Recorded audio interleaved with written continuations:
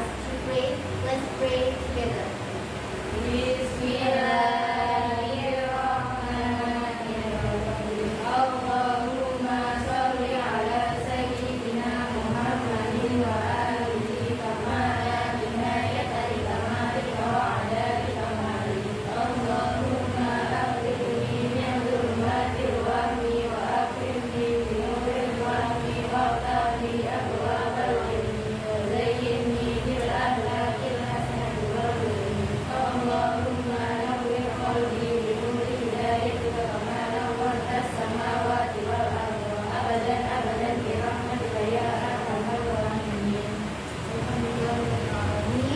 Now everybody please pay attention. I will take the attendance before starting class. Is everyone here? Okay, let's take attendance please. When I call your name, you can say I'm here or present or absent. Are you understand? Yes. Nur Aziza, Ani Suronia, Astina Malia, Ida Rohatul Huma,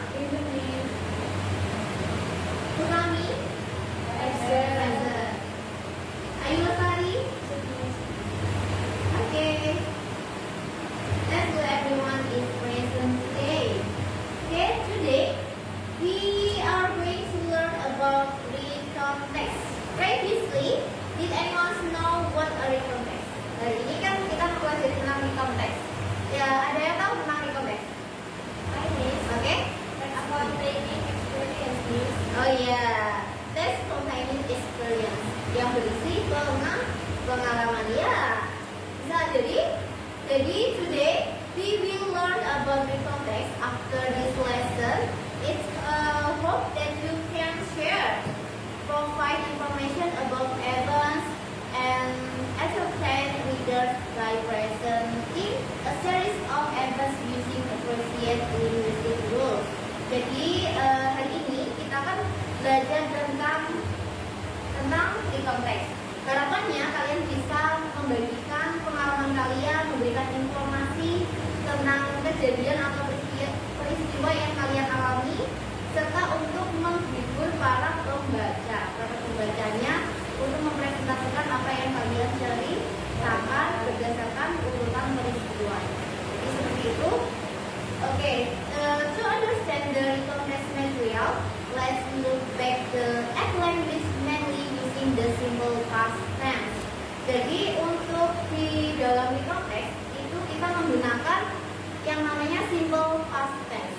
Simple past tense itu apa? Kalimat dalam bentuk lampau. Karena bisa kejadiannya dalam masa lampau yang sudah terlewati, jadi kita menggunakan kata kalimat lampau. Nah, bagaimana itu Miss kalimat lampaunya ya? The simple past tense is used to express complete event in the past ya, sudah terjadi di masa lampau. Nah, this material ini divided to two types. Jadi ada dua tipe dalam simple past.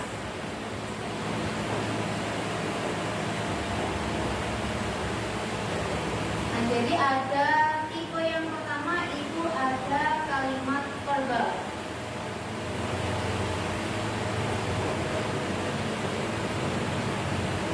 Yang kedua adalah kalimat nominal. Nah, jadi ada dua tipe, verbal dan nominal. Kalau untuk verbal itu ada yang namanya positif, negatif, dan kalimat tanya. Kalau untuk kalimat positif itu menggunakan, kalau verbal itu kan menggunakan kata kerja. Untuk kalimat positif itu menggunakan subjek,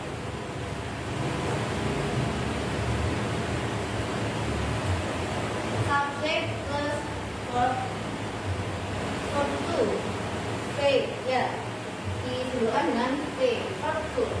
Selanjutnya kalau untuk kata kerja verbal yang negatif itu memakai subjek.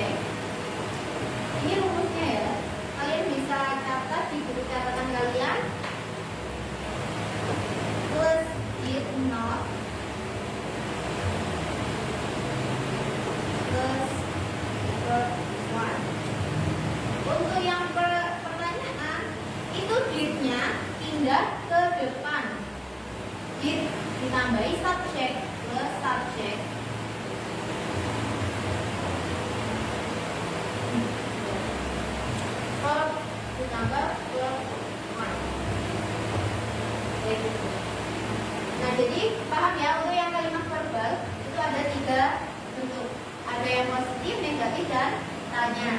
Kalau yang positif itu rumusnya subjek. Subjek itu siapa?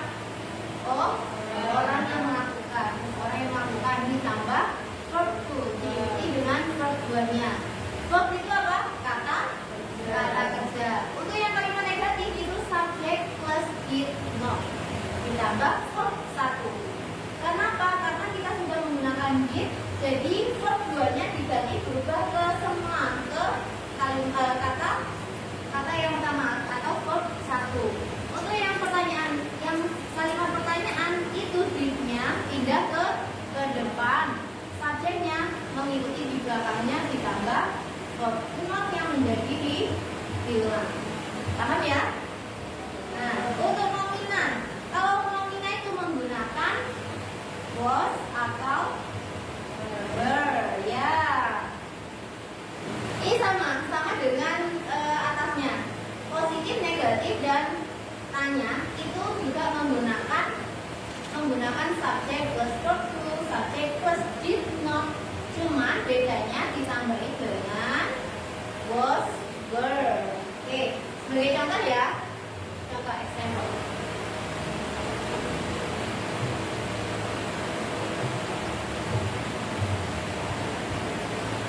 Yang positif.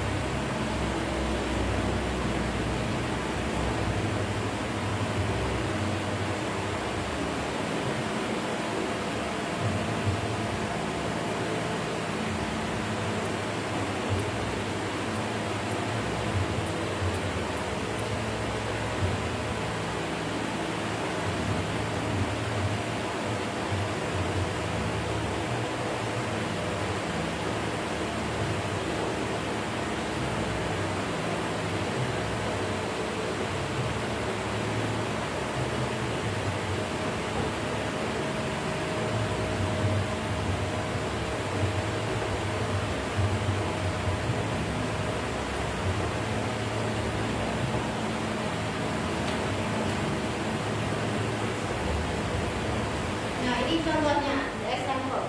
Yang pertama itu positif, kalimat positif. They watch a movie. They itu siapa? Subjek. Artinya mereka. Watch menonton a movie.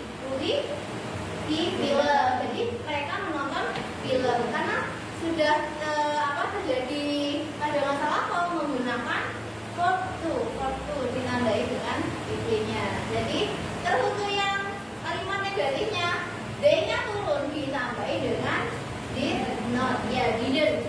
Jadi did not. Ditambah verb 1. Nah ini tadi kan kita ketambah ed. Kalau verb 1, ed-nya menjadi diulang. Terus yang selanjutnya adalah kalimat tanya. Kalimat tanya, not-nya ini hilang, did-nya maju ke depan. Ya, did they watch a movie? Jadi paham? Saya mengerti.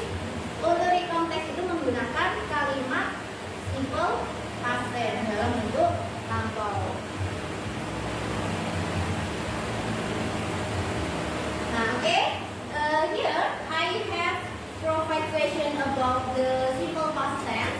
You can work on them in advance to better understand the use of the simple past tense in verbal sentence. Jadi kalian, saya sudah menyediakan pertanyaan-pertanyaan rumpang yang kalian harus isi dengan benar menggunakan simple past tense. Jadi diisi sesuai dengan perintahnya, tinggal mengisi kalimat-kalimat rumpangnya. Oke, ada yang bisa maju menjawab? Maju dulu. Oke, maju.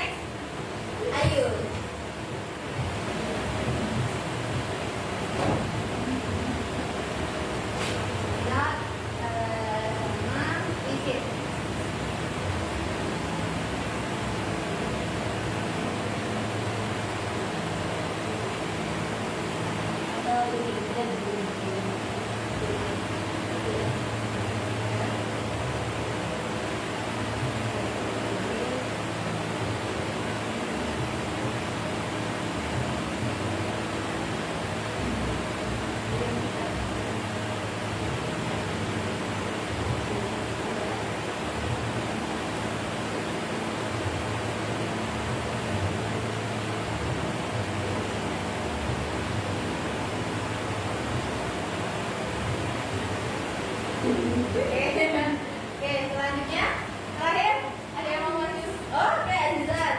Oke. Untuk yang question.